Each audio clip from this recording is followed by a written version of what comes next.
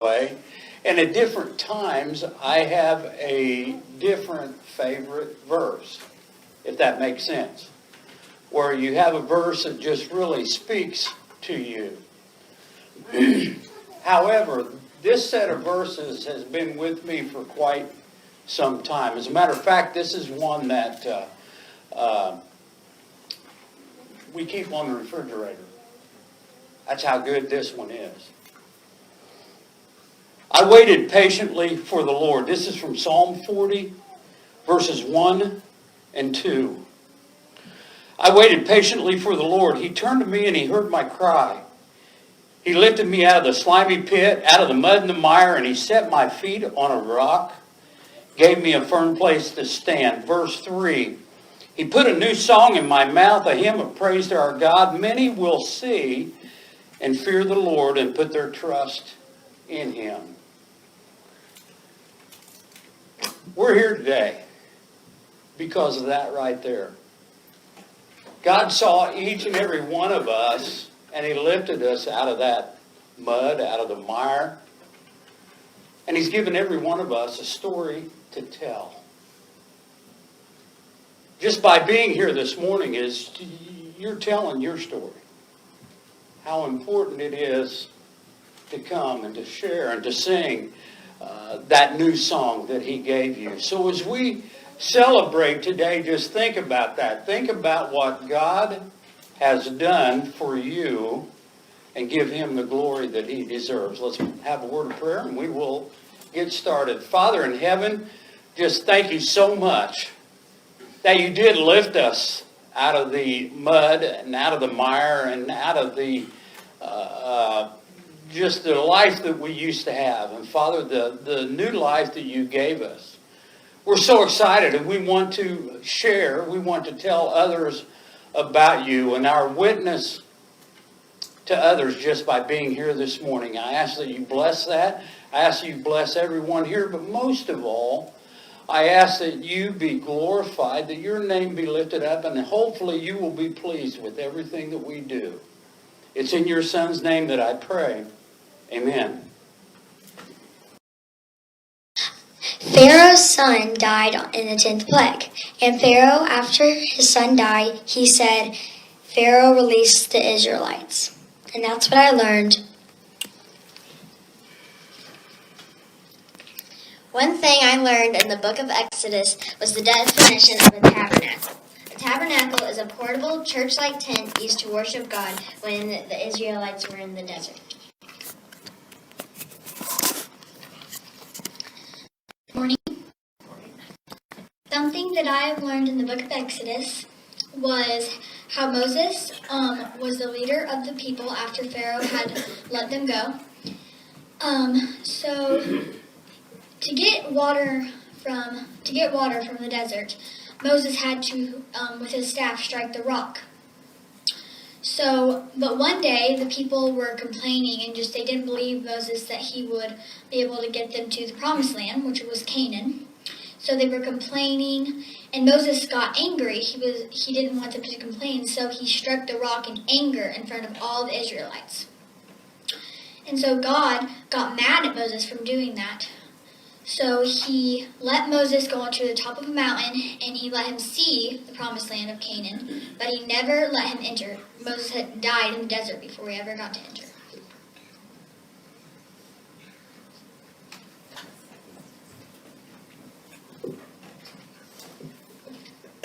Isn't that good? I tell you, we should, as adults, we should pay more attention to a child's perspective. And I think that's what Jesus meant whenever he said you must become like a child, is that so often we overthink things. As adults, we overthink things. And like I said, I've seen the misery of my people in Egypt. I have heard them crying out because of their slave drivers. And I am concerned about their suffering. So I have come down to rescue them from the hand of the Egyptians and to bring them out of the land and into a good and spacious land, a land flowing with milk and honey, the home of the Canaanites, Hittites, Amorites, Perizzites, Hivites, and Jebusites. And now the cry of the Israelites has reached me, and I have seen the way the Egyptians are oppressing them. So now go, I am sending you to Pharaoh to bring my people, the Israelites, out of Egypt. So he sees a burning bush. The bush doesn't burn up. He goes over and God tells him. Well, all the Israelites are praying to God, God, get us out of this mess. We can't take it anymore. God, are you listening? Are you listening? Now, God is telling Moses, I heard him. Okay, it's time to get him out of there. And Moses, you're the man for the job. Let's see what Moses tells God. His first excuse, I'm not good enough. In verse 11, Moses says to God, who am I that I should go to Pharaoh and bring the Israelites out of Egypt? Moses was afraid that he wasn't good enough. Now, fear is not a bad thing. Fear is not a bad thing. It keeps us from getting ourselves in trouble if we follow what the fear says. However, it can consume us and it can keep us from doing the things that we should do. He tells God, I'm not good enough. I'm not the man for the job. You don't want me to do this. And we laugh about that, but you know what? We tell God the same thing. God comes to us and He has something for us to do. I will be with you. And this will be the sign to you that it is I who have sent you. When you have brought the people out of Egypt, you will worship God on this mountain. God tells Moses, oh, you're right. You are exactly right. You aren't good enough. You aren't good enough by yourself, and don't even try it by yourself. Take me with you. I'm going to be with you every step of the way. Be sure and call on me. And not only that, once you get them out of slavery and you have succeeded in doing what I ask you to do, you need to worship me. You need to worship me. Don't forget that it was me who did it. And that's what God's telling him. So, whenever God asks you to do a job and you say, I'm not good enough, you're right. You are not good enough. Whatever job it is, I don't know. God says, you're right, I'll be with you. He's going to be with you as well. So this first excuse doesn't go. Doesn't go because God will be with you. The next excuse, you jump up to verse 13. Moses said to God, suppose I go to the Israelites and say to them, the God of your father has sent me to you, and they ask me, what is his name? Then what shall I tell them? Our second excuse for not serving God is we don't have all the answers. We don't know it all. We're not smart enough. Moses did do one thing right. At least he asked God, what am I supposed to say?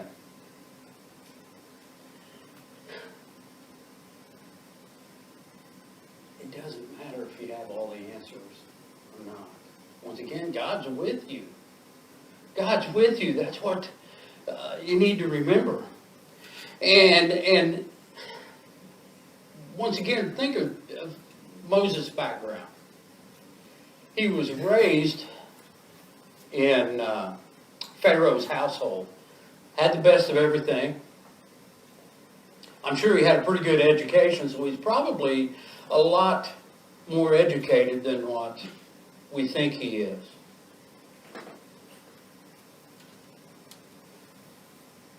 But Moses misses the most important point in here, is that he asks, what do I tell him? What do I tell him? And God says, here's his response. God said to Moses, I am who I am. This is what you are to say to the Israelites. Moses probably took a breath of relief right there, because, you know, if we would be truthful, every one of us are glad to step out of a situation. When we have something that comes up and we're glad to step out of a situation. One thing that I always tried to train my my supervisors and my leads and so on down, and they say, just think back to when you were a kid, if you had siblings, okay? I know, I don't know how many times that my brother would come to me and that he also gives him leprosy in his hand and has him stick it in his coat and heals him. And anyway, he gives him some signs.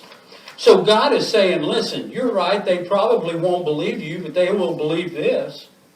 Take your staff, throw it on the ground, it's going to turn into a snake. Now, I'm not a nature guy, but I did read somewhere this week about, when I was studying about this, I don't know what this all means, but God told him to pick it up by the tail, and it says you don't ever pick a snake up by the tail. I didn't know that.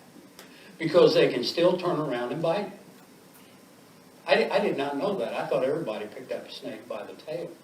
But they say don't do that because it'll bite you. And God says that take it by the tail. I don't know. There's got to be some meaning there, but I didn't because it didn't fit the staff as you go through there.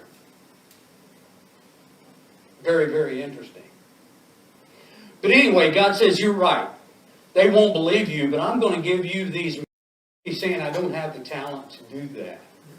I can't do that. You're asking me to go talk to someone and I can't talk. I'm not good at speaking. And I kind of get that. If he was, he probably wouldn't be a shepherd in the middle of the desert. They'd have found some other job. You probably don't. However, God can give that to us. He has ways, and here's how God deals with this. Chapter 4, verse 11. Who gave human beings their mouths? Who makes them deaf or mute? Who gives them sight or makes them blind? Is it not I, the Lord? Now go, I will help you speak and will teach you what to say. God's saying, don't make up for what the big excuse.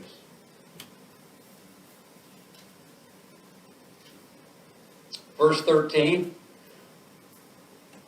But Moses said, pardon your servant, Lord, because when we give him that response or that answer. Verse 14, the Lord's anger burned against Moses, and he said, what about your brother Aaron the Levite? I know he can speak well. He's already on his way to meet you, and he will be glad to see you. Now, this is a very, very interesting verse because it shows that God can get angry. It shows that God can get angry. However, past the fact that even though God is angry, he does not lash out in anger. Instead, what does he do? He gives Moses a solution to the problem. He gives him a solution to the problem. Okay, yeah, maybe you can't speak well. Maybe you can't do these things, but what about your brother Aaron? I'm going to send him and he's going to help you. Problem solved. So, we need to be careful while I'm on the point of anger, that we don't act out in anger. Sure, there's things that are going to make us angry. But before we act, let's see if we can come up with a solution to whatever it is that made us angry. Okay, now back to the message.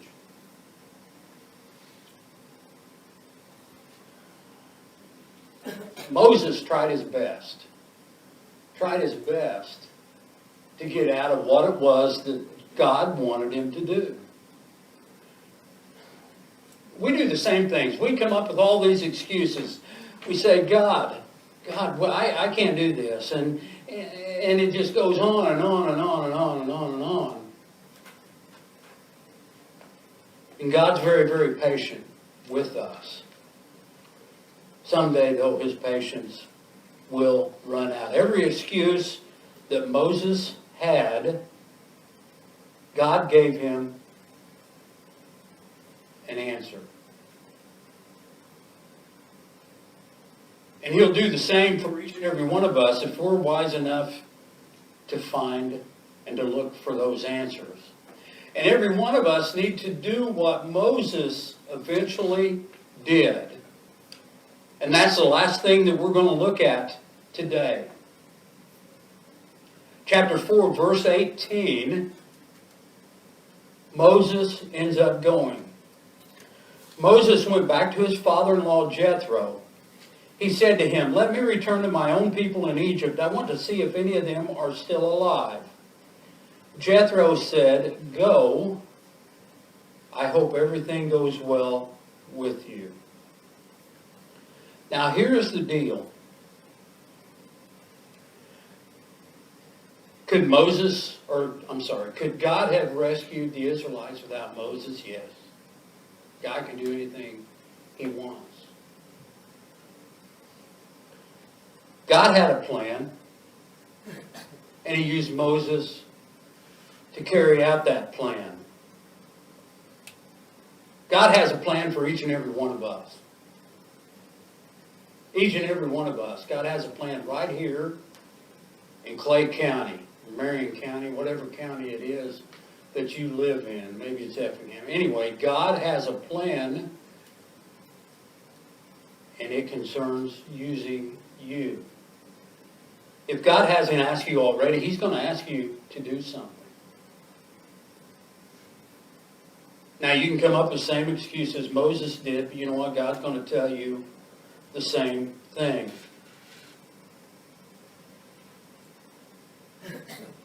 He has an answer for every excuse that you have.